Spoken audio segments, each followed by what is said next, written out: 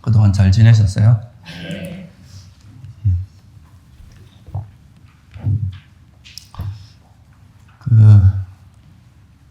우리가 이제 요즘,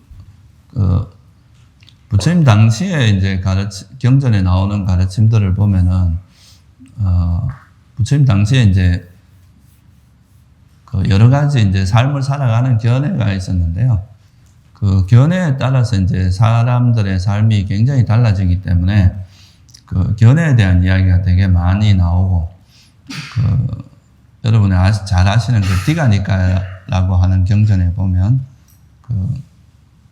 제일 첫 장이 이제 법만경이라고 이제 견해, 사견해, 뭐 사람들이 가질 수 있는 이제 모든 종류의 사견, 그래서 그걸 62가지로 정리해서 말한 그게 있는데요.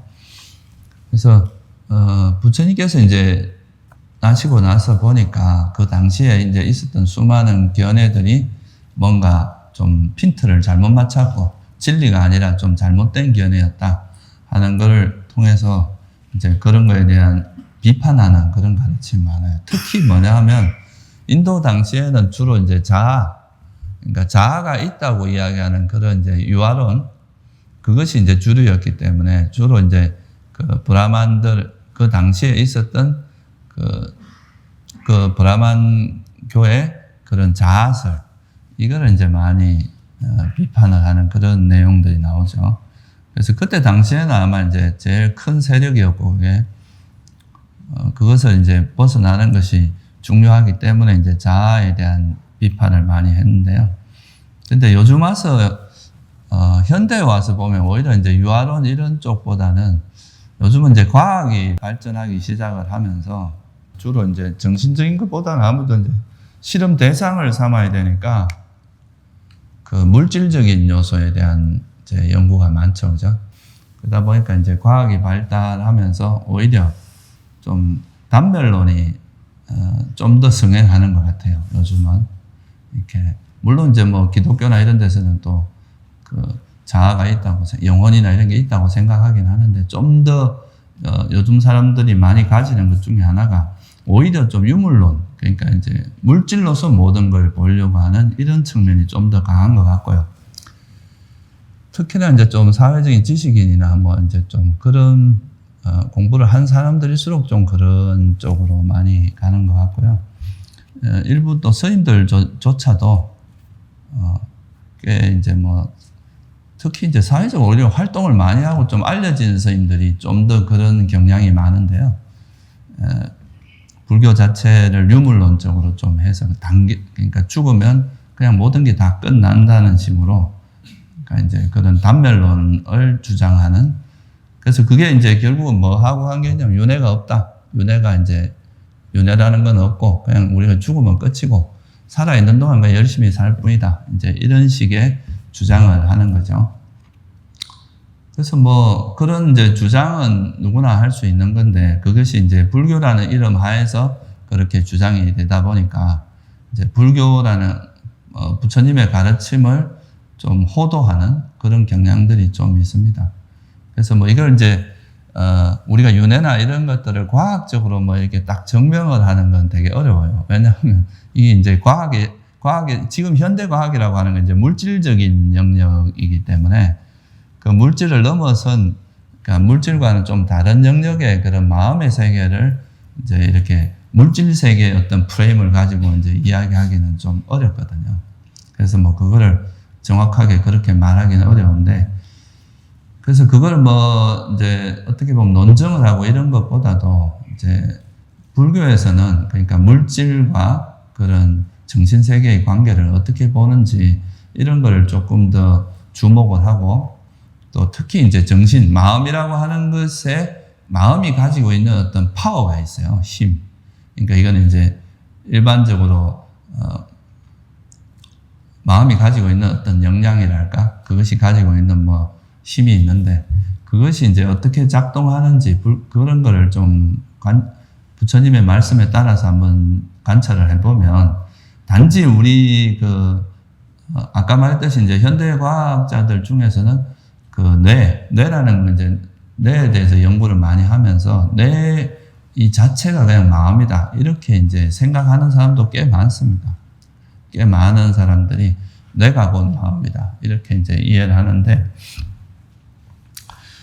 근데 뭐 이제 불교에서는 그 뇌라든가 이제 이런 물질적인 요소의 그런 기능, 우리 몸의 어떤 부분을 무시하는 게 아니라 이제 몸이라는 그 부분하고 마음이라고 하는 것은 역할이 다르고 또 몸과 다르게 이제 마음의 작용이라는 것을 이제 인정을 하기 때문에 어떻게 보면 좀 더 이제 마음에 좀 더 큰 비중을 두는 그런 거라고도 할 수 있어요.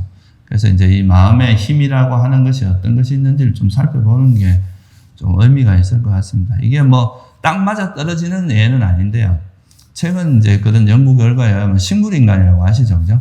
식물인간은 보통 이제 대뇌 이 앞쪽에 있는 이런 거는 이제 망가지고 이 뇌관이라 해서 아주 기본적인 생명을 유지하는 뭐 호흡이라든가 이런 것은 유지되는 그런 이제 사람을 식물인간이라고 하는데요.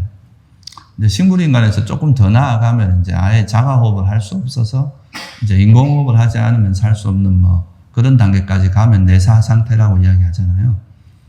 근데 이제 그 식물인간으로 있을 때 또 그러니까 이제 저 앞에 있는 이 대뇌 쪽은 거의 이제 기능을 못하는 상태거든요.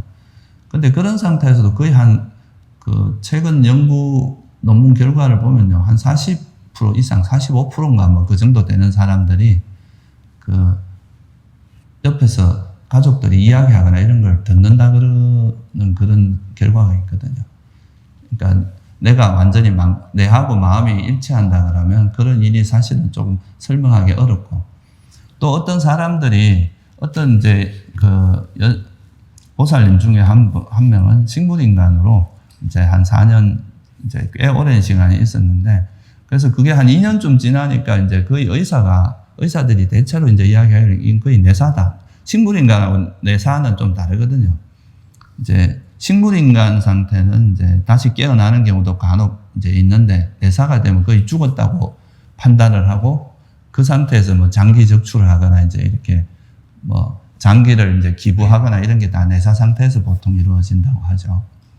근데 그렇게 거의 판정을 받았는데 이 사람이 어느 정도 지나서 오히려 자기가 이제 그 의사들이 이야기하는 걸 다 들었다는 거예요. 들었는데 자기가 뇌사라고 이제 마치 이제 이제 죽은 걸로 판명하는, 아니 난 안 죽고 뻔히 살아있는데 왜 나 죽었다 하냐 이렇게 항변을 하는데 말은 할 수도 없고 의식은 있는데 말을 못 하는 거죠. 그러다가 이제 이 사람이 결국은 가족들이 이제 죽지 않았다고 생각하고 계속 이제 옆에서 뭐 하루 있었던 일을 이제 돌아가면서 이야기도 해주고 이렇게 해서 결국은 한 2년 있다 깨어나거든요, 이 사람이.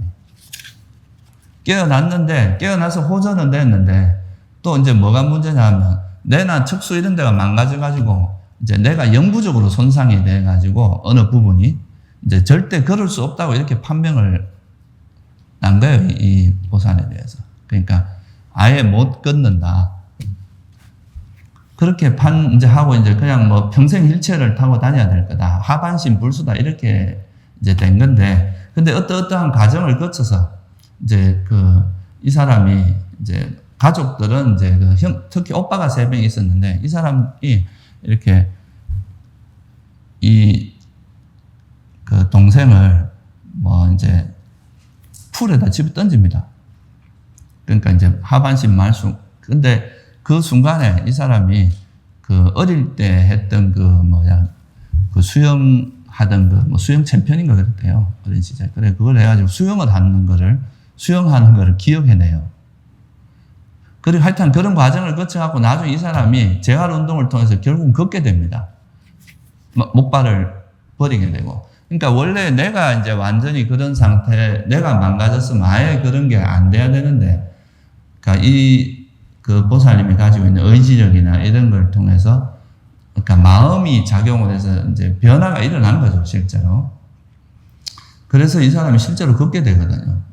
이게 제가 시간이 이걸 너무 자세히 이야기하는 것도 그래서 그냥 간단히 이야기 드린 건데, 이거는 여러분들이 유튜브 같은 데 한번 찾아보면 이 이 보살님에 대한 이야기가 나옵니다. 식물인간에서 깨어나는 그 이야기가.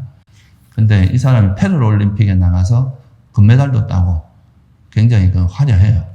그걸 가지고 이제 뭐 책도 쓰고 했던 그런 사람인데, 그래서 그거는 의미하는 게 뭐냐면 우리가 이제 물질적인 그 뇌가 우리 인간에게 영향을 크게 주는 건 확실합니다. 그런데 그 반대로, 그러니까 만약에 내가 마음이라면 내 작용이 망가지면 사실 마음도 망가져야 되고 더 이상 그런 일이 일어나서는 안 되잖아요. 근데도 또 마음의 작용에 의해서 내가 변하고 내가 또 이렇게 어떻게 보면 회복되는 것도 회복된 거잖아요. 그렇게 되는 경우가 있을 수 있다는 거예요. 그래서 이 몸과 마음이라고 하는 것이 이제 그냥 이 마음이라고 하는 걸 너무 물질적인 요소로만 딱 국한을 해버리면 사실 이해되지 않는 것들이 되게 많아요.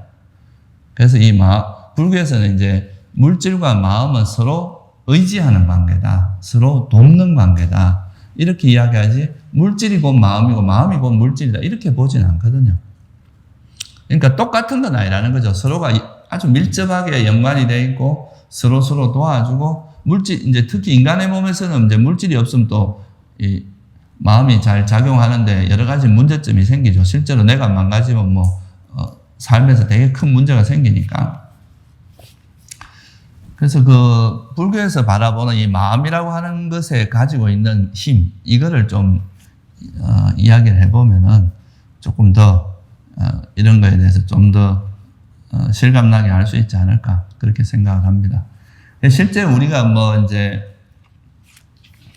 이 마음이라고 하는 것에 의해서 사람의 삶이 막 엄청나게 변화가 일어나고 또 그걸로 인해서 부처가 되기도 하고 완전히 정말 이상한 존재가 되기도 하잖아요. 그죠?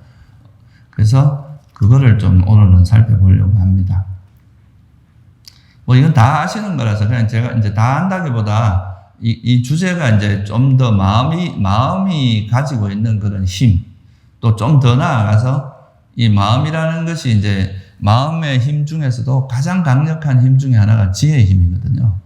이 마음과 지혜, 이 지혜의 힘이 또 어떻게 우리 삶에 작용하는지 그런 거를 같이 한번 살펴보도록 하겠습니다. 특히 이제 우리 불교에서 바라보는 존재는 단순히 그러니까 이제 이런 몸만 이렇게 생명이라고 하지 않아요. 그러니까 몸과 마음이 이렇게 서로가 조건지어져서 결합되어 있을 때 그거를 이제 보통 존재라고 이야기를 하죠.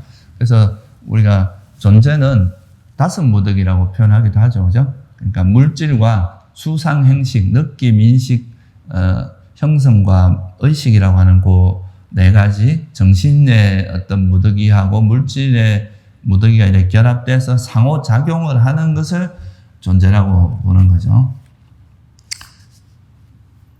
그래서 물질은 보통 이제 말 그대로 이렇게 어떤 형상이 있어가지고 그 형상이 외부 조건에서 계속 변화가 일어나는 것을 물질이라고 합니다.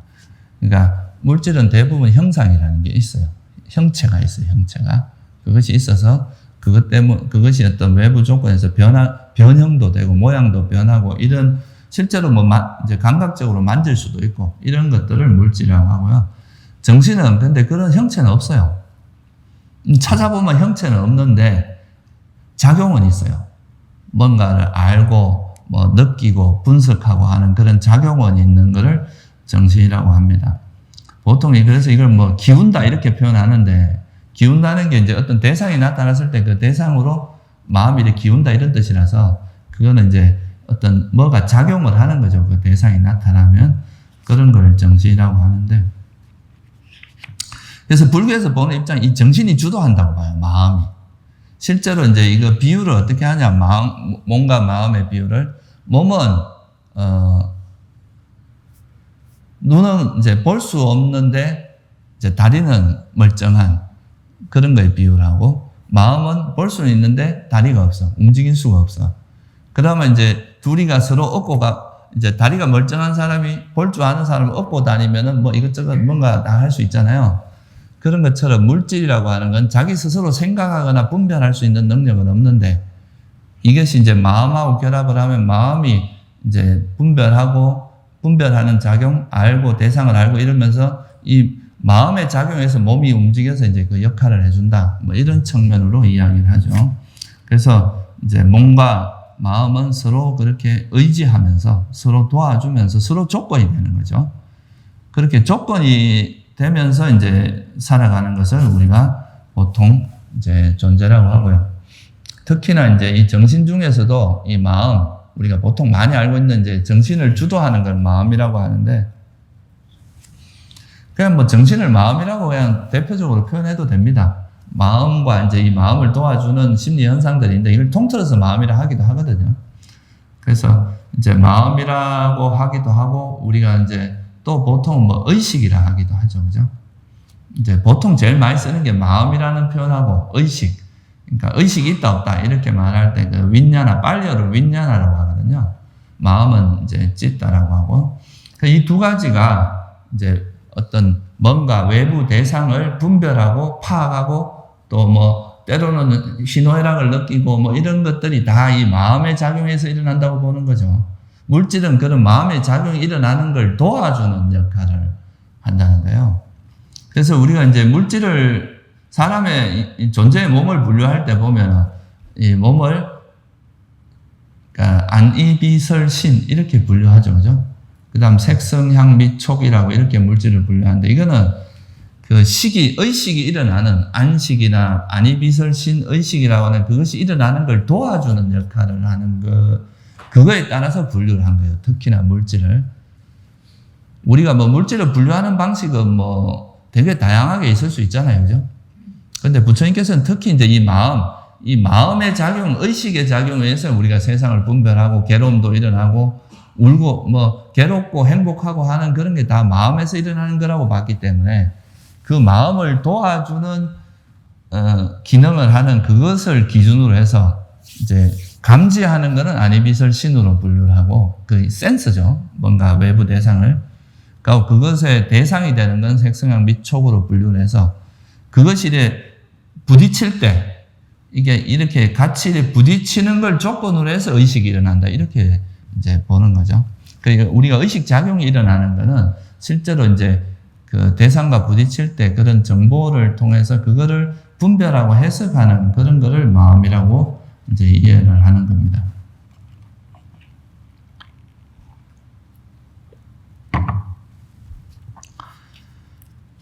근데 이제 이 마음이라고 하는 것이 스펙트럼이 무궁무진합니다.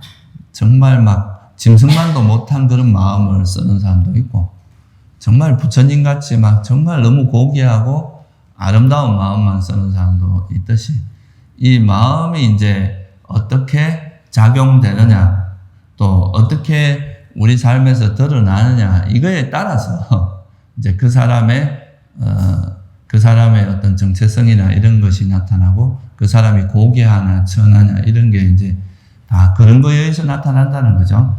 실제 우리가 몸만 가지고 그 사람을 어떻게 평가할 수는 없는 거잖아요. 그죠?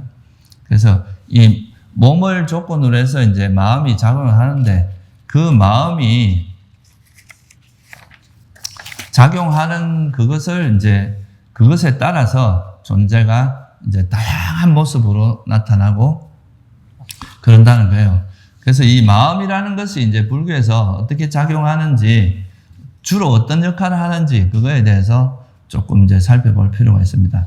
여러분들이 지금 이제 사람의 몸을 받았을 때는, 이 사람의 몸으로서 이제 살아갈 때는 이 몸에 눈을 의지해서 또 현상을 보고, 귀를 의지해서 보고, 다 이렇게 이제 그래야 우리가 어떤 의식 작용이 일어날 수 있다고 보는 것인데, 근데 예를 들어서, 이건 뭐 조금 이따가 다시 한번 설명을 드리겠지만, 이제 부처님 같은 분들은 이제 신통이 있단 말이에요.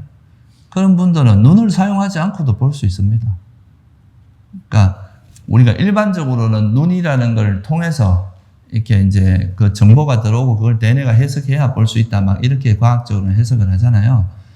근데 이제 의식이 아주 훈련이 잘 되고, 이제 예를 들어서 선정을 닦거나 이런 굉장히 이제 훈련이 잘 된 그런 마음 상태는 꼭 이런 물질을 의지하지 않고도 원하는 걸 볼 수 있는 그런 능력이 있는 거예요. 그러니까 원래 그 주석서 같은 데는 그렇게 이야기합니다. 원래 마음은 사실 이런 걸 의지하지 않고도 그렇게 할 수 있는 능력이 있는데 그게 이제 눈을 통해서 자꾸 하다 보니까 좀 퇴화된 거다. 그래서 이제 선정 같이 아주 고도의 수행을 하는 사람들은 이제 선정을 얻거나 이런 사람은 그 선정의 힘을 이용해서 그런 물질적인 것을 의지하지 않고도 할 수 있는 역량이 개발이 될 수 있다는 거죠. 그래서 이 마음이 가지고 있는 그 어떤 힘, 이거를 잘 이해하는 것이 사실 불교를 이해하는 데 되게 중요합니다. 그래서 보통 보면 이제 그 우리나라에서는 일체유심조 이런 말 들어보셨죠, 그죠? 모든 것은 다 마음이 만든다. 그게 이제 마음이 실제로 물질도 만들어내고 이렇다기보다는 그 이제 물질과 우리 몸과 마음이 상호작용을 하면서 일어나는데 이 마음에 의해서 모든 괴로움도 일어나고 행복도 일어나고 행복도 느끼고 뭐 온갖 생각들 모든 것들이 다 마음의 작용에서 일어난다 이런 의미를 갖고 있는 거죠. 그래서 이 마음이 가지고 있는 그 신통방통한 이 능력 그거를 이제 여러분들이 조금 이해를 하시면 실제로 이제 이 물질만 가지고 존재를 이야기하는 것은 너무 정말 국한된 이야기다. 부분적이고 너무 지엽적인 이야기만 하는 것이다. 이렇게 좀 이해할 수 있을 겁니다. 뭐 몇 가지 제가 좀 대표적인 것만 설명을 드릴게요. 첫째, 이 마음은 아무리 오래된 거라도 기억할 수 있는 능력이 있어요. 제일 대표적인 거는 이제 첫 번째는 뭐냐면 우리가 마음의 역할의 첫 번째 그 특징은 대상을 분별하는 기능이죠. 그죠? 우리가 뭔가 나타났을 때 우리가 저 사람은 남자고 저는 여자고 뭐 내가 아는 사람이고 친한 사람이고 저 사람은 스님이고 이런 거를 분별하는 거는 다 뭐가 작용을 해야 그래 될 수 있습니까? 우리 마음이 작용을 해야 이제 그렇게 그것이 가능하다는 거죠. 그래서 기본적으로는 마음이 작용하지 않는 그런 것은 존재라고 잘 보진 않아요. 그러니까 일단은 뭔가 이래 생명체고 존재라고 하는 것은 뭔가 이래 대상을 분별하고 그런 감정이 일어나고 이런 것을 이제 존재라고 하는 거죠. 그래서 이 첫째는 이제 대상을 아는 거, 분별해서 아는 거, 이거를 이제 보통 기본적으로 마음이라고 하는 거죠. 이 정의가 그렇습니다. 그냥 우리가 뭔가 바깥의 대상을 분별하고 아는 작용을 하는 건 통틀어서 다 그냥 불교에서 마음이라고 이야기를 해요. 또는 의식이라고 하기도 하죠. 근데 이 의식은, 그냥 쭉 이어지는 게 아니라 조건에서 이제 어떤 조건이, 예를 들어서 형상과 눈이 부딪힐 때 그걸 아는 눈의식이 일어나고 또 그러다가 소리가 들리면 또 소리 쪽으로 마음이 가서 이 눈의식은 사라지고 또 그 소리를 아는 귀의식이 일어나고 이런 식으로 이제 변화한다는 거죠. 그래서 이걸 부처님께서 뭐라고 하면 원숭이가 이 나뭇가지를 잡고 나왔다가 다시 저 나뭇가지를 잡고 이렇듯이 어떤 대상에 따라서 이런저런 마음들이 계속 변화되는 거다. 고정불변한 것이 아니다 이 말이에요. 그러니까 어떤 대상과 조건에 따라서 계속 변하면서 일어나는 것이 마음이다. 실제로 여러분들이 한번 이건 간단히 실험을 할 수 있습니다. 어떻게 하면 실험을 할 수 있어요? 내 마음을 하나를 딱 이렇게 놓고 이것이 영원히 사라지지 말라고 딱 안 사라지지 말거라 하고 딱 해도 이게 안 사라지던가요? 이건 가만히 있질 않습니다. 끊임없이 사라집니다. 그래서 이 마음이라고 하는 것은 결국은 변하면서, 그러니까 어떤 상황에 따라서 일어났다가 또 그 역할을 다 하면 사라져요. 또 그것이 또 어떤 상황에 부딪히면 또 어떤 마음이 일어나서 그 역할하고 사라지고 이렇게 하는 것이 마음이다 이거예요. 사실 이제 우리가 물질에 대해서 되게 면밀하게 연구하는 걸 우리가 과학이라고 하는데 실제 이게 마음이 다시 형체가 없기 때문에 우리가 할 수 있는 것은 관찰밖에 없거든요. 그 관찰을 해서 그 마음의 특징이나 속성 이런 걸 명확히 알아내는 그 수행이 바로 윗바사나입니다. 그래서 사실 윗바사나가 어떻게 보면 정신과학이라고 할 수 있어요. 이게 이런 물질적인 과학의 프레임하고는 프레임이 달라서 그렇지 실제 우리한테 일어나는 거를 관찰해서 그걸 굉장히 면밀하게 연구하고 그거를 정확하게 분석해 놓은 게 그거에 저는 최고봉이 부처님 가르침이라고 생각을 해요. 그래서 그런 것이 그냥 막 무분별하게 이루어지는 것은 아니라는 것도 여러분 좀 아시면 좋을 것 같아요. 그래서 이 마음이라고 하는 것이 이제 일어났다가 사라지고 또 사라지고 나면 또 새로운 마음이 일어나고 하는데, 그러면 이렇게 맨날 사라지는 이것이 일어나고 사라지고 맨날 새로운 게 일어났다 사라지고 또 일어나고 이러는데 어떻게 인간이 이런 정체성이 있느냐 이렇게 말할 수도 있잖아요. 그죠? 왜 내가 과거하고 좀 연관성이 있느냐. 지금 실제로 마음은 일어났다가 또 사라지고 또 일어나고 새로운 것이 일어나고 사라지고 하는데 나는 여전히 일묵이고 뭐 스님이고 이런 이제 뭐 자기의 일관된 어떤 모습을 우리가 알고 있잖아요. 그것이 뭐에 의해서 가능하냐? 그건 기억에 의해서 가능하다는 거죠. 실제로 우리가 사라진 것을 과거에 일어났던 걸 기억하기 때문에 나는 누구다라고 이렇게 개념이 생기고 나라는 개념도 생기고 정체성이 생기고 경향성도 생기는 거죠. 그리고 또 일어났던 그런 마음들이 알게 모르게 습관이 되잖아요. 그죠? 그래서 이 마음의 정말 독특한 능력 중에 하나가 아무리 오래된 거라도 기억해낼 수 있는 능력이 있습니다. 우리는 보통 이제 이 생에서 있었던 것만 이제 기억을 할 수 있잖아요. 그죠? 보통 이제 이거는 사실 제 개인적인 사견입니다. 사실 이제 사람들이 이 생에서 우리에게 일어났던 일들을 기억을 잘 해야 잘 살아갈 수 있기 때문에 그런 기억을 하는 것을 좀 도와주는 기능이 이제 어떻게 보면 뇌라고 봐요. 뇌라는 것에 이제 어떤 물질적인 흔적을 남기잖아요. 우리가 마음이 작용할 때 보통 이게 전기나 화학신호로 남거든요.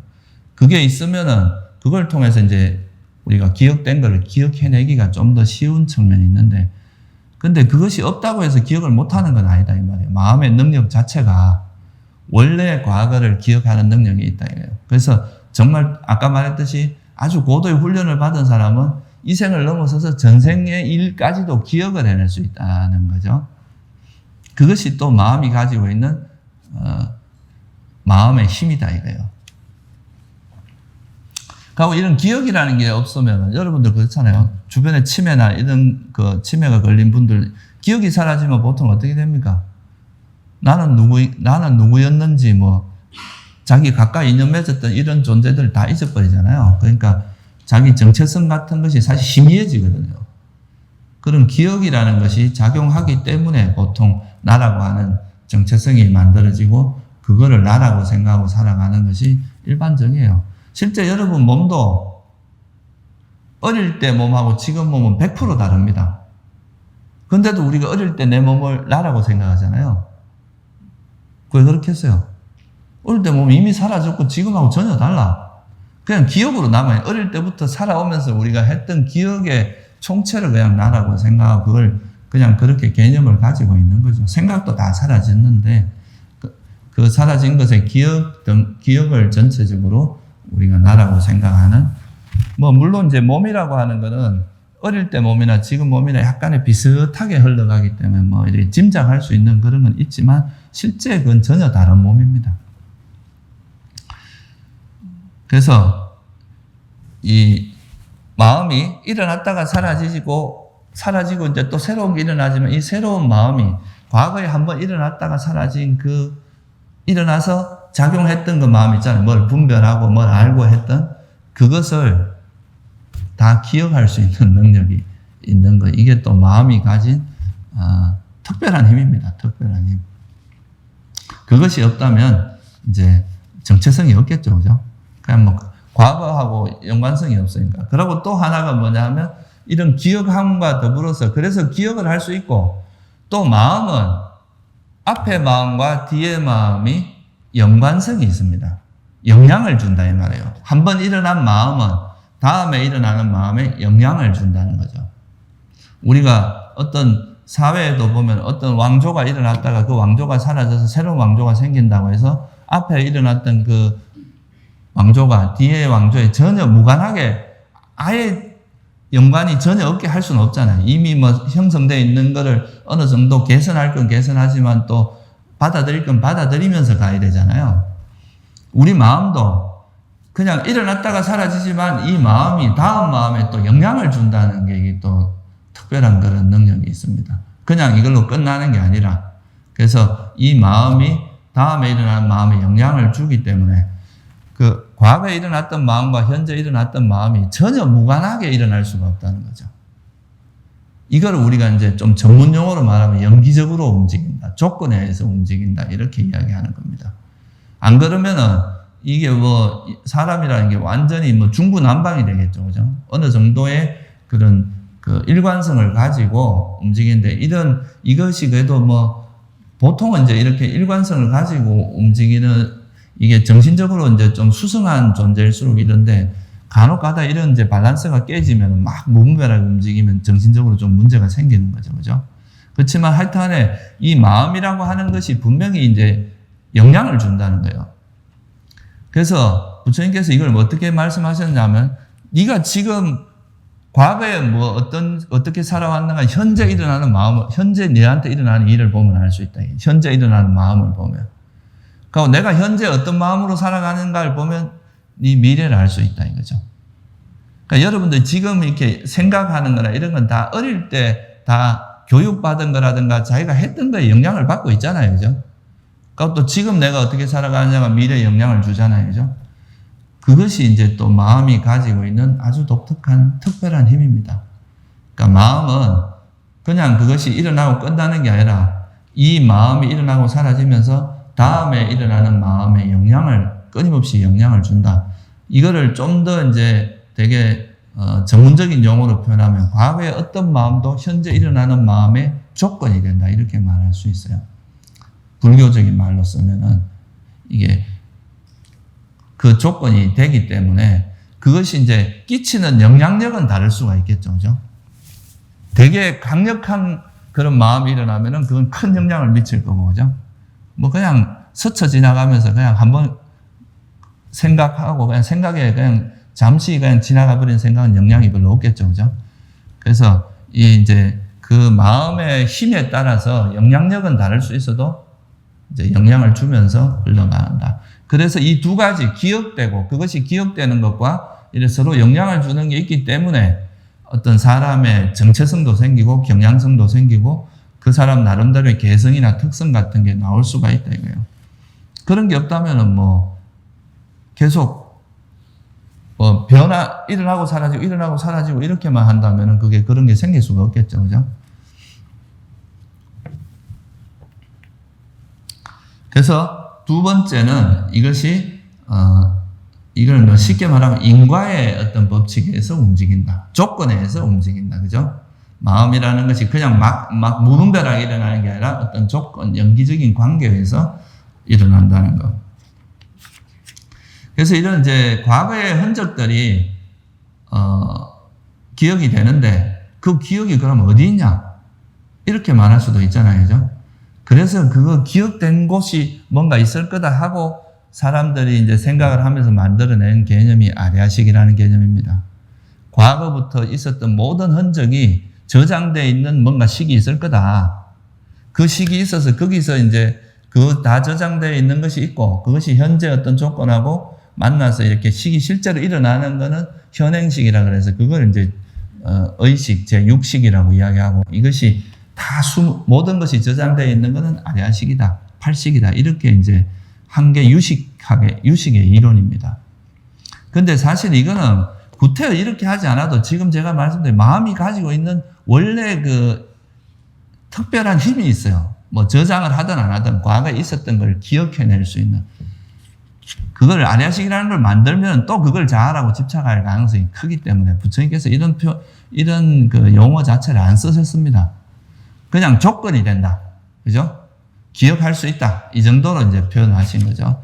그게 이제 마음이 가지고 있는 특별한 힘이라는 거예요. 그 다음에 이 마음이 가지고 있는 힘에 의해서 또 뭐가 일어나냐면 윤회가 일어납니다. 우리가 실제로 윤회하는 건 물질이 윤회하는 게 아닙니다. 이 마음이라는 것, 죽을 때 여러분이 다른 건 다 못 가져가도 뭘 가져간다 그럽니까? 자기가 지은 마누라도 못 데리고 가. 그렇다고 뭐 돈 아무리 모아놔도 그 돈을 들고 갈 수도 없어요. 아무것도 가져갈 수 없는데 업은 가져간다는 건 뭐냐 하면 내가 이 생에서 지었던 업이라고 하는 거는 쉽게 말하면 영향력입니다. 자기가 이런 나쁜 짓을 많이 하면 그게 또 나쁜 영향력을 줄 거 아니에요. 그죠? 그렇게 계속 조건이 되는데, 그래서 내가 만약에 그런 행위를 했던 것들이 다 우리 마음의 조건이 되잖아요. 그죠? 그러면 이것에 의해서 새로운 곳에 이제 태어날 때도 이것이 영향을 줘서 이 마음의 상태에 걸맞는 몸을 만들어냅니다. 걸맞는 존재. 여러분이 맨날 짐승 같은 마음을 일으키면 어떻게 되겠어요? 짐승의 몸으로 들어가는 거예요. 그게 이제 평소에 쓰는 마음이 그렇다 그러면, 그러고 또 맨날 진짜 지옥 갈 마음만 일으키고 있으면 그 마음의 힘이 그 지옥으로 이제 태어나게 만드는 거고. 그러니까 그 자기 마음의 수준에 따라서 이제 그 마음에 맞는 어떤 존재와 또 인연이 돼서 그쪽으로 이제 그 몸을 조건으로 해서 또 새로운 삶이 시작되는 걸 우리가 다시 태어난다. 이렇게 표현하는 거죠. 그죠?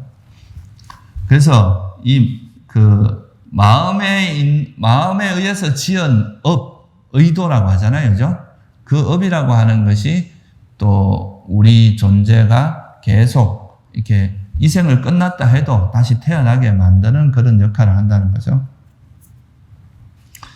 그래서 12연기의 가르침을 보면은 12연기의 가르침이 뭐냐면 현재 이 존재가 있는데 이 존재는 과거에 어떤 조건에서 태어났는가 이게 한 부분이고 또 이 현재 이 존재가 죽으면 어디로 갈 것인가 어디에 태어날 것인가 하는 게 또 한 부분이에요. 그거를 이제 체계적으로 설명한 게 12연기인데 그걸 현재 이 상황에서 보면은 여러분이 현재 일어나는 건 과거의 영향을 받잖아요. 그죠? 그럼 현재 또 이 마음은 미래에 영향을 줍니다. 그럼 죽는 시점에서 봐도 과거부터 살아온 그것이 미래에 영향을 줄 거 아니에요. 그죠? 지금까지 해오던 그 연속선에서 생각을 해보면 그러면 이제 현재 이 생에서 했던 그 마음이 총체적으로 이제 이 생의 수명이 끝나가 몸이 이제 수명이 다하면 그것이 또 새로운 어떤 물질이나 이런 존재로 이제 다시 태어나는데 그 태어나게 하는 힘이 현재까지 일으켰던 그 마음의 힘, 이것에 의해서 이제 결정이 된다. 이거죠. 그죠?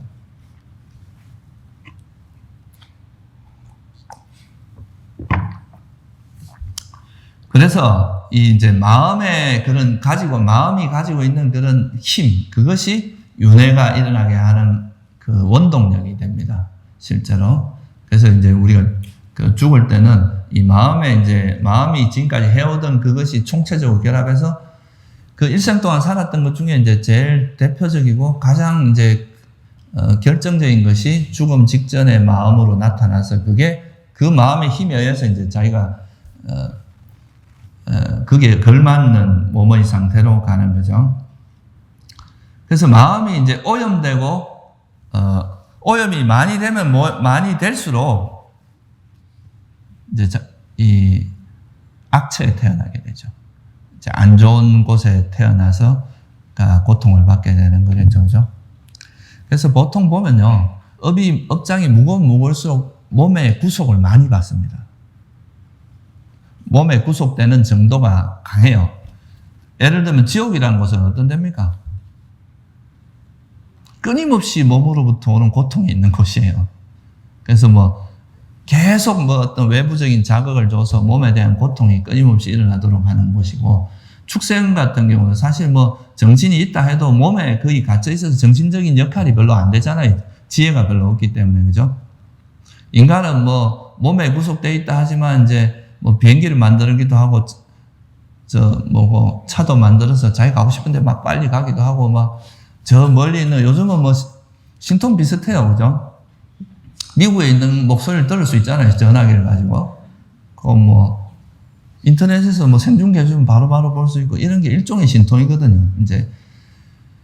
근데 이제 그런 것은 마음이 이렇게 잘 개발된, 잘 단련된 마음일수록 할 수 있는 게 많아지고, 정신적으로 할 수 있는 게 많아지고, 개발되지 않은 마음은 정신적으로 할 수 있는 게 되게 거의 없어집니다. 그래서 이제 개발되지 않은 마음 같은 경우는 주로 이제 악처로 가게 되고, 잘 개발된 마음은 선처나 훨씬 더 이제 정신적으로 수준이 높은 세상에 태어나게 되는 그게 다 그러니까 누가 만든 게 아니고 자기가 다 만드는 거예요. 자기가 자기 살면서 그 마음 일으켜 온 마음의 결과다 이거예요. 이게 누가 만들어 주는 게 아니다. 누가 벌 주는 것도 아닙니다.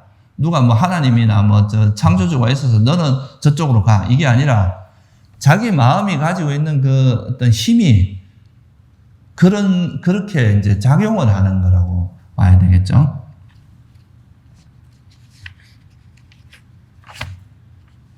그래서 이 마음의 힘이 이제 그 마음이 어떤 마음이냐에 따라서 이제 이런 것이 되고,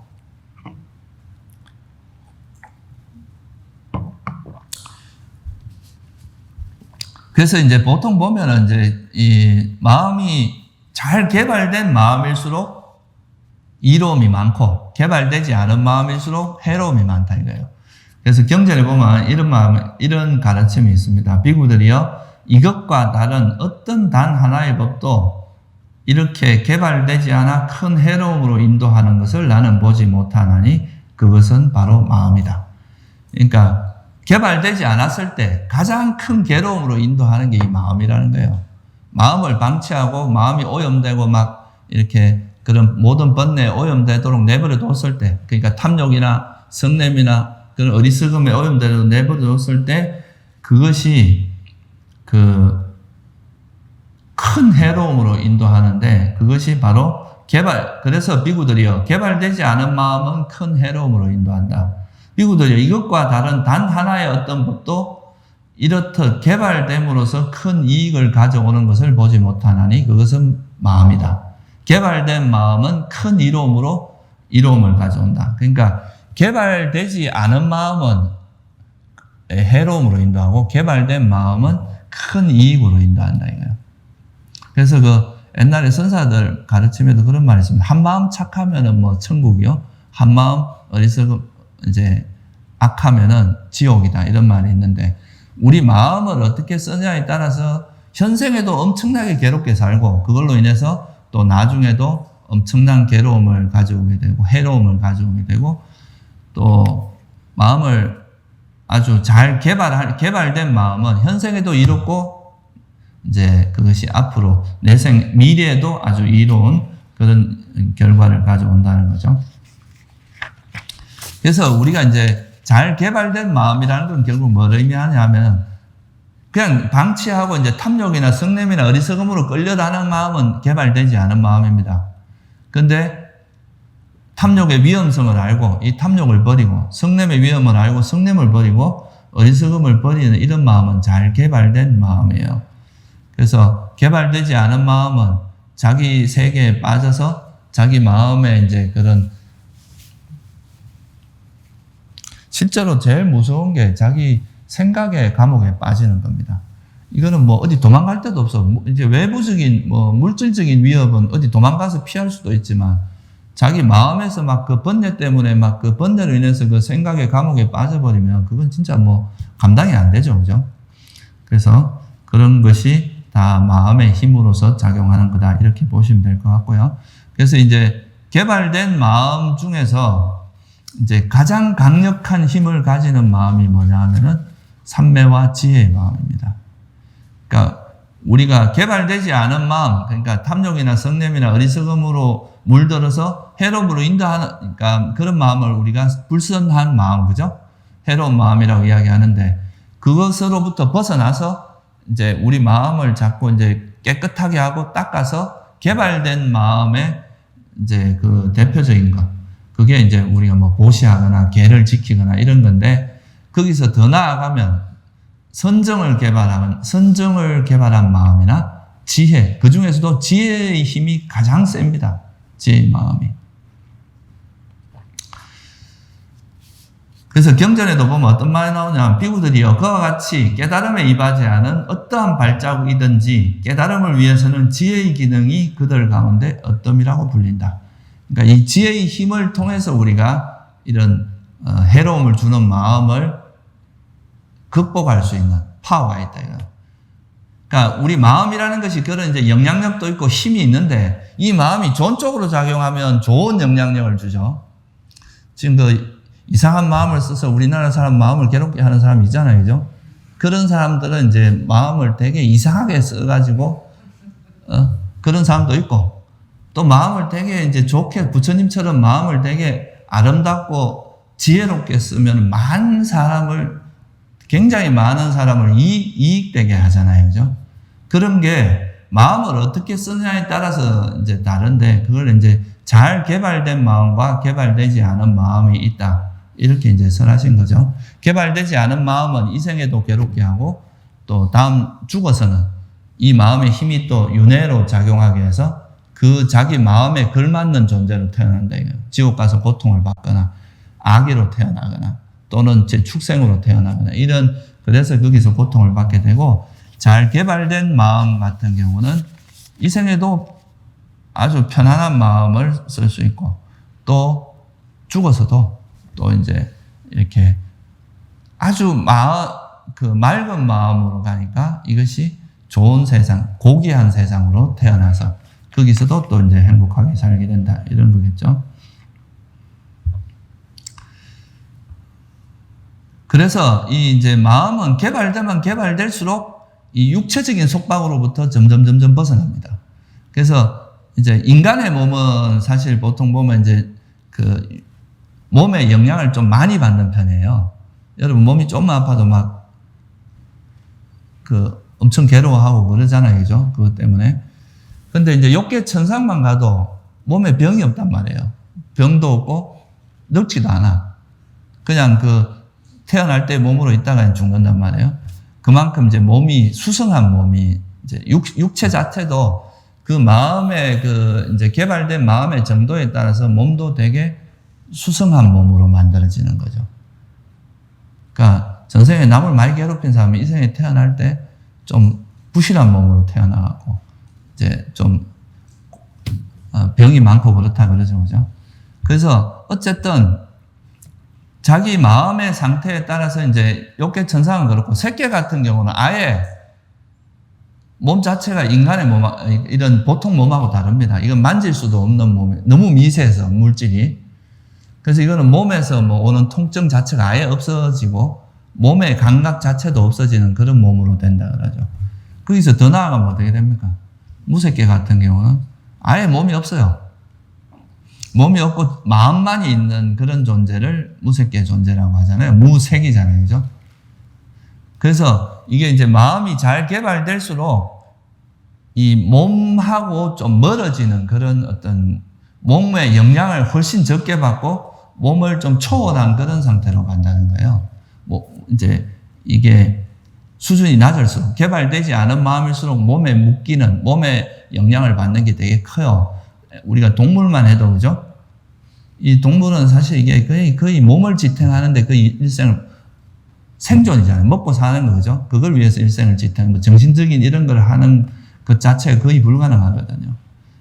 그래서 그렇다는 거고, 그래서 이 몸으로부터 좀 크게 벗어나는 첫 번째 출발점이 뭐냐면 선정입니다. 이게 보통은 보면 이제 인간의 몸을 받았거나 그런 경우도 사실 이게 이제 몸에 대해서 되게 많이 끄달리잖아요. 그죠? 사람들이. 그런데 이 몸으로부터 정말 이렇게 일시적이긴 하지만 몸에서 완전히 좀 크게 벗어나는 그 첫 번째, 몸으로부터 완전히 벗어나는 경험을 하는 게 바로 선정의 경험입니다. 선정이라고 하는 거는 그냥 우리 몸에 대해서 모든 감각이 일시적으로 정지하고 단지 의식만 딱 깨어가지고 그 의식의 선정의 대상에 몰입되어 있는 상태거든요. 그런 상태는 사실 일반적으로 세속에서 경험하기 힘든 상태입니다. 그래서 의식도 아주 깨끗하고 모든 이제 장애가 일시적으로 버려진 상태이기 때문에 완전히 깨끗하고 이제 정말 그거는 이 선정에 들어갔을 때 그 파워는 이제 마음이 가지고 있는 고유의 힘이, 그동안은 여러분은 이제 번뇌에 오염되어 있기 때문에 마음이 가지고 있는 힘을 제대로 발휘를 못한 거예요. 원래 가지고 있던 원래는 이제 그 능력이 좀 많은, 원래 진짜 무궁무진한 능력이 있는 그런 것이 마음인데, 그렇잖아요. 아무리 오래된 것도 기억하고 이럴 수 있는 능력이 보통 능력이 아니잖아요. 그죠? 근데 이것이 이제 선정이라는 그 과정을 통해서 이 개발될 때 마음을 개발한 거의 그 분기점이 선정이라고 하는 색계 초선, 2선, 3선, 4선 이런 특히 색계 4선이라고 하는 이 선정을 얻게 되면은 이 힘으로 이제 마음이 가지고 있는 무궁무진한 영향들이 막 분출될 수 있습니다. 그게 뭐예요? 우리가 소위 말하는 신통이라고 하는 겁니다. 이 신통이라고 하는 거에 의해서 이제 원래 우리가 좀 마음이 개발되지 않았을 때는 마음이 그냥 원래 본래 기능으로서 할 수 있는 정도 선에서만 해왔는데 이 마음이 잘 개발되고 이 마음이 제 역량을 발휘하는 걸 방해하는 그런 장애 요소, 번뇌 이런 것이 버려진 선정의 상태가 되면은 그 마음의 힘을 통해서 소위 말해서 이제 엄청난 능력들이 발휘될 수 있습니다. 그게 첫 번째가 뭐예요? 우리 어릴 때 머털도사 뭐 이런 아시죠? 그죠? 머리털 하나 탁 꼽아갖고 뭐 만들고 이런 거 그런 신통을 가능하게 합니다. 내 몸을 이렇게 동물의 몸으로 바꿀 수도 있고 몸을 자유자재로 바꾸기도 하고 땅속을 들어갔다 나왔다 하고 뭐 이런 것이 가능하다고 해요. 저도 본 적은 없어요. 그런 거를. 그렇지만 일단 경전에 나오는 이제 가능성으로서는 그렇게 이야기를 해요. 그러니까 뭐 벽을 뚫고 간다거나 하늘을 나는다거나 이런 것이 구체적으로 신통을 어떻게 개발하고 이런 거에 그런 구체적인 방법까지 청정도론에 나와 있습니다. 어떻게 하면 이렇게 개발이 되고 이것이 어떻게 신통이 작용되는 원리까지 설명이 되어 있어요. 근데 제가 뭐 그것까지 설명하진 않을 테고. 근데 이거는 이제 뭐냐 하면 마음이 그런 이제 번뇌로부터 벗어나고 그럴수록 이 몸에 제한되어 있는, 몸에 이렇게 구속되어 있는 이런 부분에서 속박에서 점차 벗어나기 시작을 하고 그러면서 이제 몸을 가진 상태로서 이제 몸을 자유자재로 활용할 수 있는 그런 능력이 생긴다는 거죠. 그래서 이게 이제 신족통이라고 해서 물 위를 걸어가기도 하고 하늘을 날기도 하고 이런 이제 되게 우리가 만화 영화나 이제 공상 SF 영화에서나 볼 듯한 그런 거를 실제로 이제 가능하다고 하고요. 또 두 번째가 뭐냐면 타심통이라고 해서 다른 사람 마음을 읽어내는 능력입니다.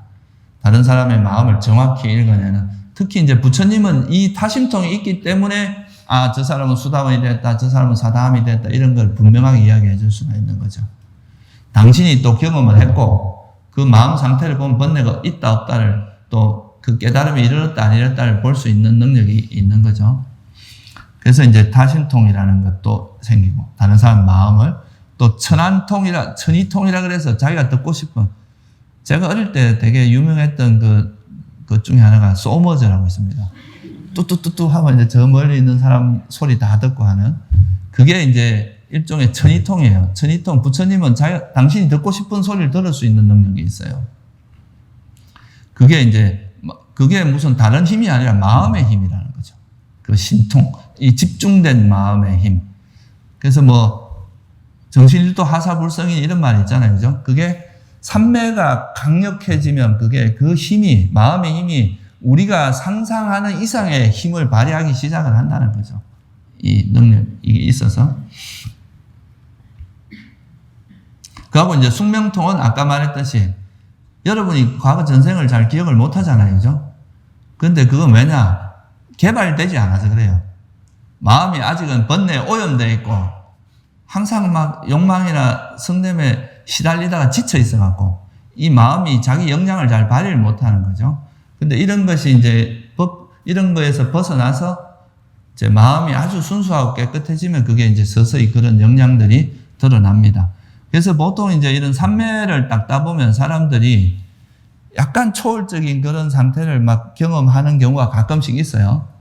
그 이유가 다 이런 이제 뭔가 이렇게 번뇌에 오염되어 있던 것들이 풀어지면서 그것에 마음의 힘이 작용하는데 그런 거 현혹되면 안 되죠. 현혹이 되면 안 되는데 그런 능력이 생긴다는 거예요. 그리고 또 천안통이라 그래서 우리가 이제 예를 들면 여기서 천상계를 보는 힘이 있는 거예요. 부처님 같은 경우는 그런 천상계를 직접 앉아서도 볼 수 있고 색계천상도, 색계의 존재도 볼 수 있고 당신이 직접 또 그 천상계에 갔다 오기도 하고 이런 일화들이 나오거든요. 이게 다 마음의 힘이라는 거죠. 이 마음이 개발되면서 이 마음이 자기가 원하는 곳에 할 수 있는 그런 능력이 생긴다는 거예요. 마음 중에서도 특히 이거는 이제 삼매의 힘입니다. 그 마음 중에서 선정의 힘. 그 선정의 힘에 의해서 이렇게 된다는 거죠. 그래서 이 선정의 힘은 육체적인 속박으로부터 벗어나게 만들어줍니다, 인간을. 그러니까 육체적 한계에 묶여 있는 것을 튀어서 육체적인 한계를 벗어난 그런 능력이 발휘될 수 있도록 해주는 게 이제 선정의 힘인데, 근데 이 선정의 힘만 갖고는 아직은 마음의 속박에서 완전히 벗어날 수는 없어요.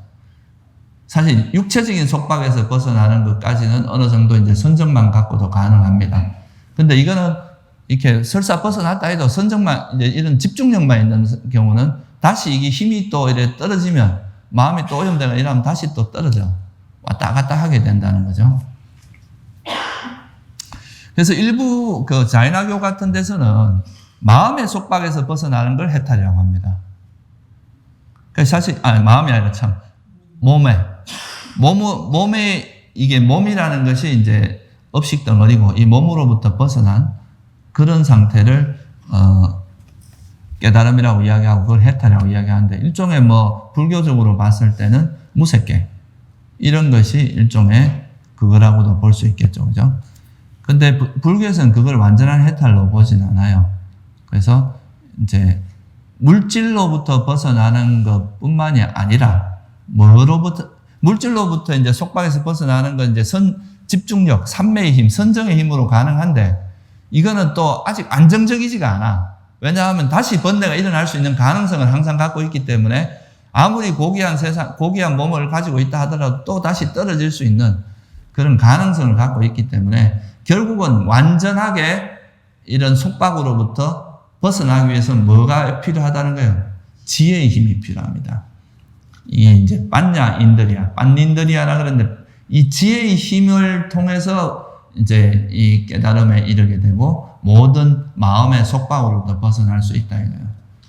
제가 지난번에 그 강목스님 오셨을 때 내가 이제 이 어원에 대해서 한번 물어봤는데요. 이 빤냐라는 단어가 불교에서 창안된 단어라고 하거든요. 원래 이제 그 빨리 어근, 이게 이제 빤냐가 빠 플러스 전하라는 게 거의 합성어예요. 전하라는 말이 뭐냐면 알다라는 뜻의 어근입니다. 여기에 이제 빠라고 하는 거는 앞으로 이제 나가다, 포워드라는 뜻이에요. 영어로 말하면. 그러니까 더 나아가서 알다, 이런 뜻이죠. 그래서 이 단어 자체가 원래 이제 고대 인도에서 없었던 단어라고 해요.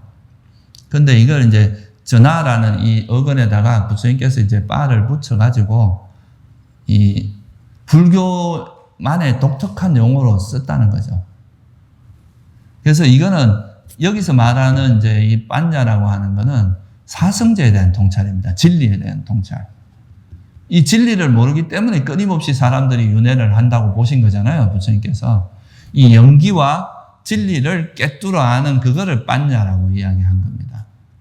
그래서 이 빤냐의 힘이라고 하는 거는 불교에만 있는 거고, 결국 이 빤냐 힘이 가장 강력해요. 다른 어떤 힘보다.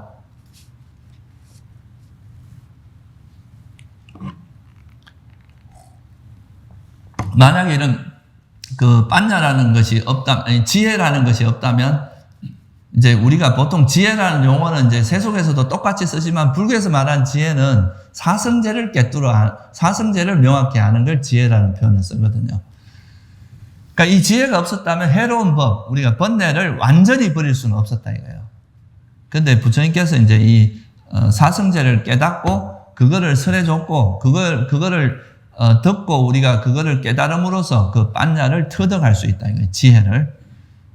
그걸 통해서, 이 지혜의 힘을 통해서만 모든 번뇌를 소멸할 수 있다는 게 부처님의 말씀입니다. 그러니까 이제 그래서 이 빤냐, 지혜의 힘이 가장 강력한 힘이고, 이 지혜를 개발하지 않고서는 이제 우리가 이 번뇌로부터 완전히 해탈할 수는 없다. 그러니까 결국 뭐를 알아야 되냐? 이 세상이 다 연기적인 조건에서 일어나는 거지, 우연히 발생한 것도 아니고, 그냥 죽으면 끝도 아니다 이거예요. 죽으면 끝이라면 여러분들 사실 수행할 필요가 없어요. 죽는 순간에, 그러니까 불교에서 최고의 목적은 태어나지 않는, 이제 그 열반이라고 하는 건 태어나지 않는 건데, 죽으면 만약에 끝이라면은, 그건 죽는 그 자체로 열반이 실현되는 거 아니에요. 그죠? 그러면은 그게 자살이 합리화될 수 있습니다. 자살이 곧 열반이 되는데, 그렇게 되면. 근데 부처님은 그렇게 말씀하신 게 아니에요. 조건이 있으면 태어나고 조건이 없으면 안 태어난다 이거거든요. 그러니까 번뇌가 있는 한은 여러분이 태어나고 싶지 않아 라고 아무리 발버둥 치도 태어날 수밖에 없다는 거고, 번뇌가 소멸되면은 그때서야 태어나지 않게 된다는 거예요. 그게 이제 조건에 의해서, 그러니까 마음이 이런 번뇌가 작용할 때는 무조건 다시 태어날 수밖에, 계속 이어질 수밖에 없다. 이 동력 같은 거기 때문에. 근데 이 마음이라는 것에 그런 이제 번뇌가 소멸되고, 이 번뇌가 소멸되게 하는 그 힘이 뭐냐? 지혜의 힘이라는 거죠. 이 지혜의 힘으로 인해서 번뇌가 소멸되면 이 마음을 계속 이렇게 진행되도록 하는 동력이 사라지기 때문에 더 이상 이제 태어나지 않게 되는 거지. 그러니까 무조건 죽으면 안 태어난다. 이거는 이제, 그런데도 그걸 불교라고 이야기한다는 거는 정말 이거는 참, 이 불교를 엄청 훼손하는 거다. 근데 불교를 우리가 때리는 시어머니보다 말리는 시누이가 더 밉다고, 불교를 그래도 공부했다는 사람이 그런 소리 하니까 더 미운 거야. 그죠? 아니, 모르고 그런 소리를 하면 그냥 어리석어서 그렇다 하는데, 아니, 그 불교를 공부를 충분히 하고서도 이제 그렇게 이야기를 하면 오히려 더 왜곡시키잖아요. 저 공부를 한 사람이 저런 소리 하니까 저게 맞는가 보다. 이렇게 생각할 수도 있는데, 그건 이제 불교를 제대로 공부를 안 해서 그렇습니다. 그 불교의 어떤 전반적인 배경으로 봐도 아까 말했듯이 항상 태어난다는 것과 항상 무조건 안 태어난다, 이 두 가지의 중간, 그걸 연기로서 설했는 게 불교의 가르침이거든요. 그러니까 번뇌가 있으면 태어나고 번뇌가 없으면 안 태어난다. 이게 불교의 핵심 가르침이에요. 연기라고 하는. 그래서 이제 이 지혜의 힘을 통해서 이제 삼매의 힘은 신통, 그러니까 세간의 신통이라고 이야기하죠. 근데 사실 이게 지금 옛날에는 이런 게 대단한 거였어요. 그죠? 막 하늘 날아다니면, 저 사람 요즘 비행기 타면 돼. 구태여 그런 신통을 개발하지 않아도 뭐 크게 문제가 없어요. 옛날에는 이렇게 강을, 무리를 건너가면 대단한 거라고 하지만 요즘 배가 다 있어. 배 타고 가면 돼. 그래서 구태여 그런 거를 안 해도 우리가 살아가는데 이거는 어떤 면에서는 재주입니다. 재주고 능력, 그러니까 이제 사람들에게 뭔가 좋은 역할을 할 수 있는 여러 가지 다양한 능력 중에 하나지만, 그걸 통해서 우리가 번뇌를 버릴 수 있는 건 아니란 말이에요. 그죠? 번뇌를 버리는 건 오직 지혜의 힘만 갖고 가능하다 이거예요. 그 지혜가 작용했을 때, 그래서 부처님께서 비구들이여 그와 같이 깨달음에 이바지하는 어떠한 발자국들이든 있든지 깨달음을 위해서는 지혜의 기능이 그들 가운데 어떻습니다. 이제 코끼리 발자국으로 비유를 하거든요. 코끼리 발자국에 모든 발자국이 들어가듯이 모든 유익한 법들 중에 최고는 지혜다. 이걸 이제 이야기하신 거죠. 그래서 이 지혜를 개발함으로써 이제 우리 마음에 있는, 그건 어떤 것들을 그러면 개발했다는 거냐.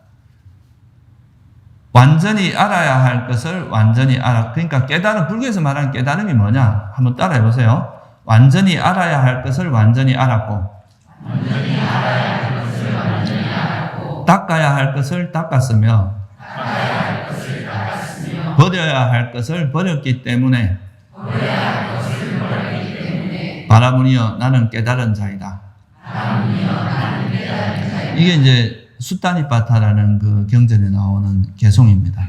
그러니까 붓다의 정의에 의해 우리가 깨달은 자라고 하는 게 이제 붓다를 깨달은 자라고 하는데, 붓다는 뭘 의미하느냐? 알아야 할 것을 철저히 완전히 알았고, 닦아야 할 것은 철저히 닦았고, 버려야 할 건 버렸고, 실현해야 될 건 이제 실현한 사람이 깨달음이라는 거죠. 그죠?